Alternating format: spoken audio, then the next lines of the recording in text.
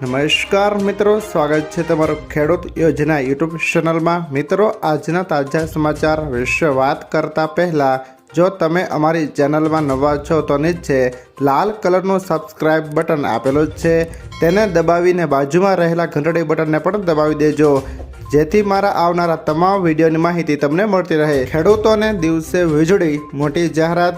રાજ્ય સરકારે ખેડૂતોના હિતમાં મોટો નિર્ણય લીધો છે।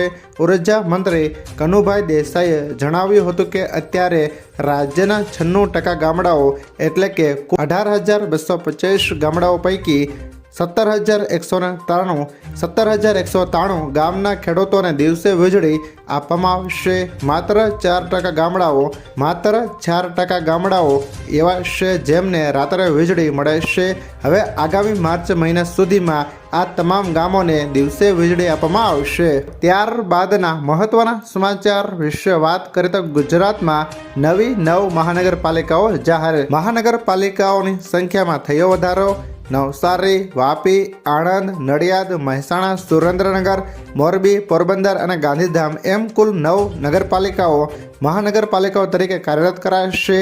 9 નગરપાલિકાઓને મહાનગરપાલિકાઓનો દરજ્જો આપવાનો નિર્ણયને રાજ્ય મંત્રીમંડળની મંજૂરી। ગુજરાતમાં હાલ અમદાવાદ, સુરત, વડોદરા, રાજકોટ, ભાવનગર, જૂનાગઢ, જામનગર અને ગાંધીનગર મળી કુલ 8 મહાનગરપાલિકાઓ કાર્યરત। રાજ્યમાં 17 મહાનગરપાલિકાઓ થશે।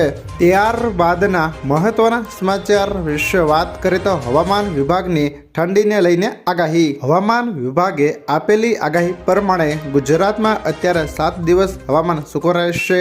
આગામી 2 થી 3 દિવસ ગુજરાતના મોટાભાગના વિસ્તારોમાં તાપમાન 2 થી 3 ડિગ્રીનો વધારો જોવા મળી શકે છે, જે બાદ ફરીથી તાપમાનમાં ઘટાડો નોંધાશે। હાલ સૌરાષ્ટ્ર, કચ્છ સહિત ગુજરાતભરમાં ઉત્તર પૂર્વથી પૂર્વના પવનોની અસર જોવા મળી રહી છે। તે બાદ પવનની દિશા બદલાતા તાપમાનમાં ઘટાડો નોંધાઈ શકે છે।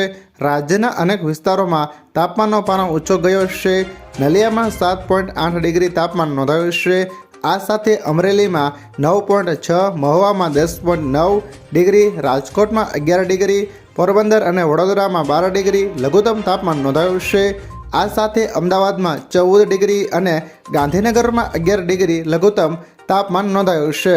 ત્યારબાદના મહત્વના સમાચાર વિશે વાત કરીએ તો 2025માં રેશન કાર્ડ ધારકોને આ સુવિધા મળશે। 2025માં રેશન કાર્ડની જરૂર નહીં પડે। ભારત સરકારે મેરા રેશન 2.0 નામની એપ લોન્ચ કરી છે, જેનાથી રેશન કાર્ડ વગર પણ રેશન લઈ શકાશે।